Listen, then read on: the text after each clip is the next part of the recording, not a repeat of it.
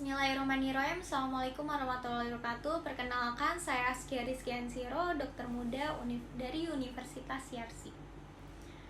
Mungkin banyak yang sering mendengar tentang kesehatan. Namun, apakah Anda tahu definisi kesehatan itu?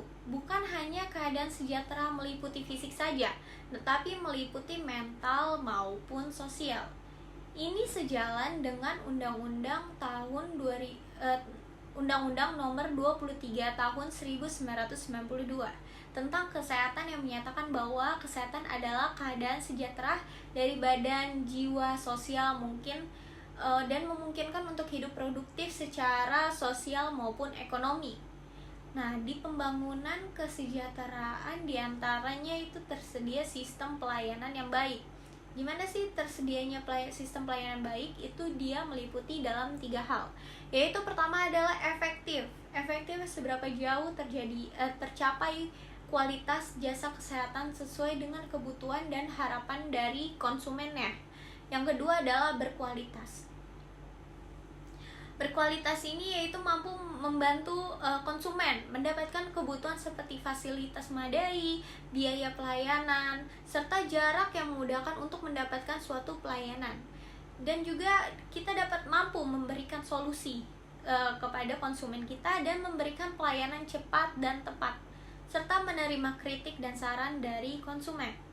Yang ketiga adalah tepat sasaran. Tepat sasaran ini adalah suatu bentuk pelayanan kesehatan yang diberikan berbeda sesuai dengan kebutuhan oleh konsumen kita. Jadi itu tadi 3 hal. Lanjut kita ke 5 level prevention. Nah, 5 level prevention ini ada namanya pertama primary prevention yang dibagi menjadi health promotion, yang mana dilakukan pada masa prepatogenesis. Kita melakukan penyuluhan gizi, misalnya untuk mengubah perilaku masyarakat. Terus juga ada specific protection, itu dilakukan pada masa prepatogenesis untuk proteksi secara spesifik terhadap suatu penyakit. Misalnya dilakukan imunisasi, pemberian APD, diberikan masker, dan lain sebagainya. Yang kedua ada secondary prevention, ada early diagnosis and prompt treatment yang dilakukan pada awal masa patogenesis, yang pemeriksaan screening bumil misalnya. Lanjutnya tertiary prevention of disability, itu dilakukan pada masa patogenesis, yaitu memberikan pengobatan yang secara adekuat. Yang terakhir ada rehabilitation yang dilakukan pada akhir patogenesis, yaitu mengupayakan pada fungsi tubuh. Lanjut kita ke peran profesi dokter dan pelayanan primer. Yaitu pertama ada care provider, yaitu kita memberikan dan menyediakan pelayanan.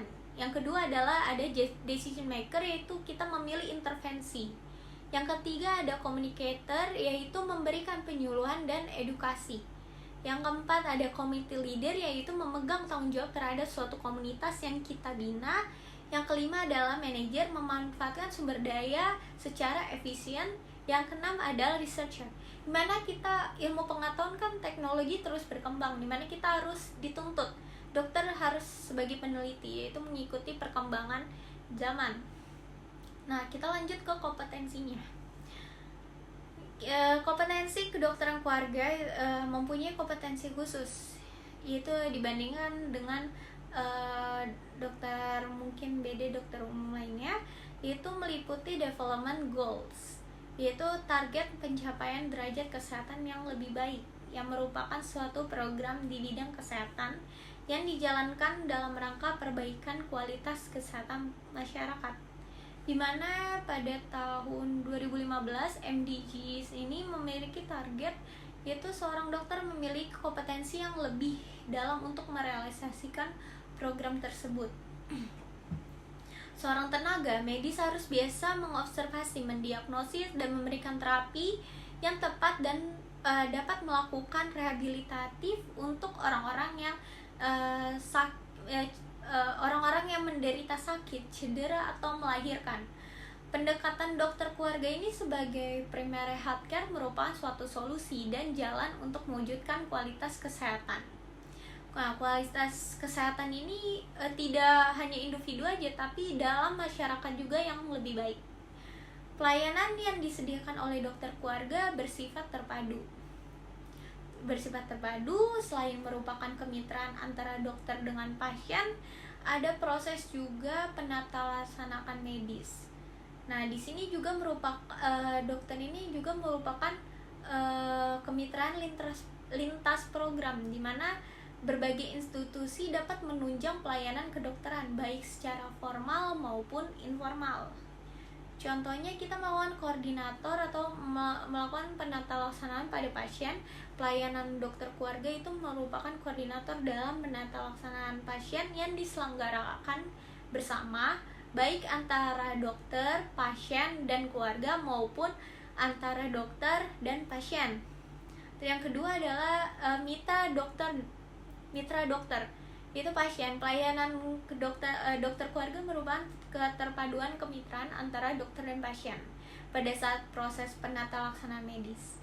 Yang ketiga, mitra lintas. Nah, yang tadi mitra lintas ini kan sektoral, bisa formal informal. Sektoral medis, pelayanan kedokteran keluarga bekerja sebagai mitra penyedia pelayanan kesehatan dengan berbagai sektor pelayanan, misalnya kesehatan formal di sekitarnya. Yang keempat ada mitra lintas, yaitu sektoral alternatif atau komplementer dari mediknya. Pelayanan dokter keluarga memperdulikan dan memperhatikan kebutuhan dan perilaku pasien dan keluarga sebagai masyarakat yang menggunakan berbagai pelayanan kesehatan non-formal di sekitarnya. Dan juga pelaksanaan kedokteran keluarga itu pelaksanaan kedokteran keluarga terselenggara itu menyeluruh secara komprehensif.